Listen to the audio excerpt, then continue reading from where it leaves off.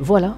Mais néanmoins, regardez avec moi que dans l'écran, il y a notre application dans l'écran, tout simplement. On a fait une capture d'écran, mais il y a aussi l'application qui sert à prendre l'écran, à faire la capture. Donc si vous voulez par exemple faire une capture d'écran, mais vous voulez enlever l'application, c'est à dire que vous ne voulez pas afficher l'application aussi, donc c'est très simple. On va revenir au code. Donc avant de prendre comment dire, avant de faire la capture, juste au début faites this. Donc this ça représente l'application, this, et écrivez hide.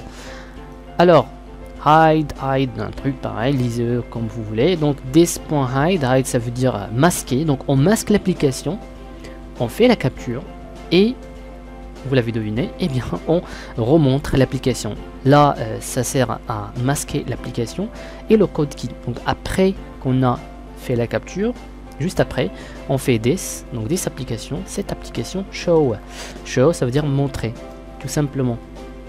Voilà. Mais tout de même, parce que ça se fait rapidement, donc on va essayer de patienter un petit peu avant de montrer l'application. Donc avant de montrer l'application, on veut patienter un petit peu.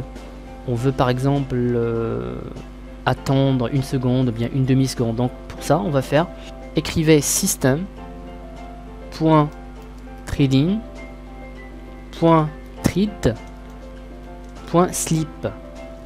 Et entre parenthèses, écrivez, donc si vous voulez une demi-seconde, faites 500, parce que ça c'est en millisecondes. Si vous voulez une seconde, ça c'est 1000, donc on va patienter 5 secondes, enfin c'est pas 5 secondes, mais une demi-seconde, le temps que ça prend la capture, et puis on affiche notre application, on la remonte de nouveau, tout simplement. Donc ce code là permet de patienter, c'est-à-dire que donc on prend la capture et on dit à Visual Studio de attendez, patienter un petit peu et montrer et exécuter comment dire, la ligne, enfin la suite des codes, tout simplement.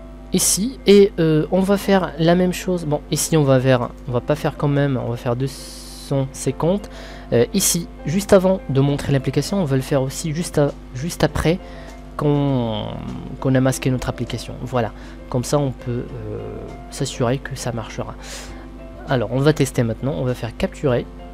Voilà, donc on a eu une capture sans notre application dedans, c'est à dire qu'on a fait une capture juste du contenu de votre écran, de ce que vous faites sur votre ordinateur, sans l'application, tout simplement.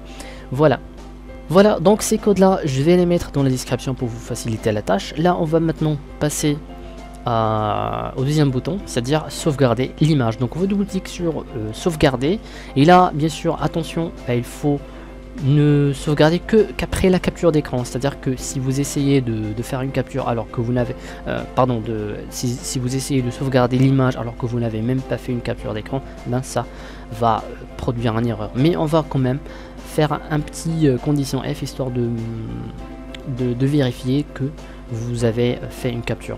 Alors déjà pour sauvegarder, ben on va directement sauvegarder du picturebox. Donc on va écrire picturebox.image.save, et entre parenthèses, entre guillemets, ici vous mettez le chemin d'accès, c'est-à-dire où vous voulez sauvegarder l'image, c'est-à-dire dans le bureau, dans mes documents, c'est-à-dire par exemple on va créer un dossier ici.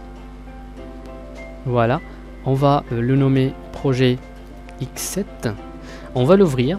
Donc ça c'est un dossier non, attendez, bon on va faire nouveau quoi, bon test, un dossier test, on va l'ouvrir dossier test et on va copier ce chemin d'accès. Voilà, pour mettre l'image ici. On va revenir à Visual Basic, et ici on va copier coller le chemin d'accès du dossier qu'on a créé sur le bureau. On va ajouter un slash et on va écrire un nom. On va choisir un nom pour l'image. On va écrire image point, et n'oubliez pas l'extension point GPG. Voilà, GPG. Et regardez ici qu'il y a des petits soulignements, c'est pas grave, soit changez ça avec des slash comme ça, ou bien mettez un arrobas avant de définir le chemin. tout simplement. Voilà, c'est comme ça. Voilà, maintenant on va lancer l'application. Donc nous on veut sauvegarder l'image ici. Donc déjà la première chose, on va faire une capture. On va capturer. Voilà, on a fait une capture. Maintenant on va sauvegarder. Et voilà notre image. On va l'ouvrir. Voilà, donc voilà notre image tout simplement. Voilà, donc juste une dernière chose pour vérifier que vous avez déjà fait une capture. Vous pouvez ajouter F picturebox.image et n'égale pas un null, ça veut dire qu'il n'égale pas à rien. Voilà, tout simplement. Else, on peut afficher un message et dire messagebox faire veuillez faire une capture d'abord. Voilà, donc ça c'est les conditions F. J'ai déjà fait un tutoriel sur les conditions F, je vous invite à le regarder vivement.